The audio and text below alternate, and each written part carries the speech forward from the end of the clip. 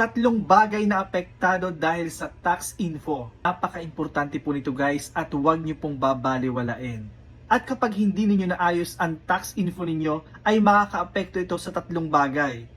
Number 1, alam niyo ba na isa ito sa mga dahilan kung bakit rejected ang application ninyo sa in-stream ads?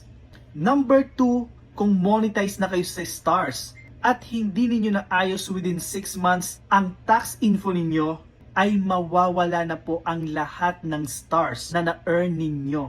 At eto po yun. At included po dyan sa payout ang tax info. At number 3, kung monetize na kayo sa ibang tools at na-reach nyo na ang threshold na napili ninyo, either $25 or $100, ay isa ito sa reasons kung bakit naka-on hold ang payout ninyo. Panoorin nyo lang po guys ang video na ito at step by step